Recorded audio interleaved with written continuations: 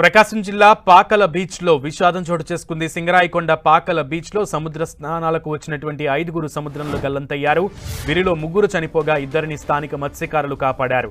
మృతులు పొన్నూరు మండలం తిమ్మపాలెంకు చెందిన వారిగా గుర్తించారు పోలీసులు. మృతదేహాలను 108 వాహనంలో కందుకూరు ఏరియా ఆసుపత్రికి తరలించారు. మృతి చెందిన వారిలో 2 మహిళలు, ఓ పురుషుడు ఉన్నట్లు పోలీసులు తెలిపారు.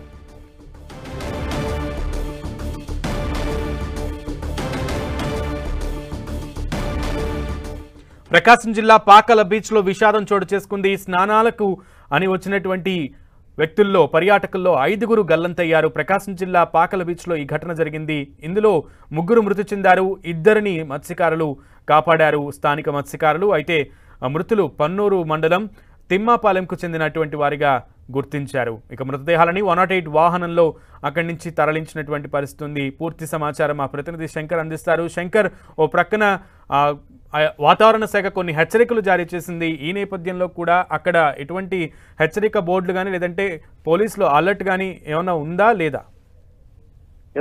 పాకల బీచ్ లో స్నానానికి వెళ్ళినటువంటి ఈ కొండలూరు మండలం తిమ్మపాలెం సంబంధించిన 5గురు అక్కడ గల్లంతు కావడం జరిగింది. వీళ్ళు స్నానాల నిమిత్తము సముద్రానికి రావడం జరిగింది.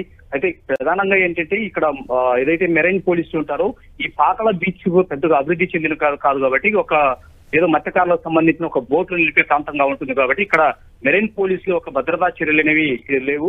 సో ఈ నేపథ్యంలోనే అక్కడ అలర్ట్స్ కానీ ఎటువంటి బోర్డులు కానీ హెచ్చరికల బోర్డులు లేని కారణంగా లోతుకు ఎంత లోపు పోతే ప్రమాదకరమనే ఒక హెచ్చరికలు లేని నేపథ్యంలో వీరు సముద్రంలోకి కొంత లోపలికి పోవడము, అలలు తాకిడికి వెంటనే లాక్కోవడము, దీంతో ఈ ఘటన చోటు చేసుకుంది. మొత్తం 5 మందిలో 3 మృతి చెందారు. ఈ 5 మందిలో ఒకరిని మాత్రం అక్కడ ఉన్నటువంటి మత్స్యకారులు వారిని కాపాడడం జరిగింది. మరొకరు కూడా గల్లంతు కావడం జరిగింది. అంటే వాళ్ళ ఆచూకీ అనేది లభ్యం కావాల్సి ఉంది. వీళ్ళు అయితే ఈ 3 విద్యార్థినిల మృతి పట్ల కుటుంబ సభ్యులు అనేవి తీవ్ర దుఃఖంలోనే మునిగిపోయాయి. ప్రస్తుతం ఈ 3 సంబంధించిన డెడ్ బాడీలను కందుకూరు సంబంధించిన అక్కడ హాస్పిటల్కి అయితే తరలించారు. మరొక ఎవరైతే గల్లంతయ్యారో వారి కోసం ప్రస్తుతం అయితే అక్కడ గజేతగాలలో రంగంలో దిగి గాలింపు చర్యలు అయితే చేపడుతున్నారు. సునీల్, ప్రెసెంట్ ఆ ప్రాణాపాయం నుంచి బయటపడినటువంటి వ్యక్తి ఆరోగ్య పరిస్థితి ఎట్లా ఉంది శంకర్? ప్రస్తుతం ప్రాణాపాయం నుంచి బయటపడినటువంటి వాళ్ళు ఎవరైతే ఉన్నారో వారి పరిస్థితి ఆరోగ్య పరిస్థితి మెరుగ్గా ఉంది. ఎటువంటి వైద్యానికి తరలించాల్సిన అవసరం లేదని చెప్పేసి అక్కడ ప్రాథమికంగా ఉన్నటువంటి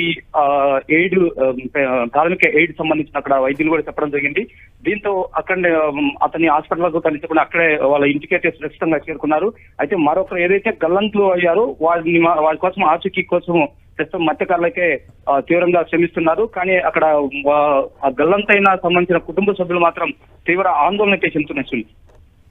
రైట్ శంకర్, అయితే ఈ విషయంలో పోలీసులు వివరాలు ఏం చెప్తున్నారు? అలాగే దీనికి సంబంధించిన ప్రెస్ మీట్ ఏమైనా పెట్టే అవకాశం ఉందా?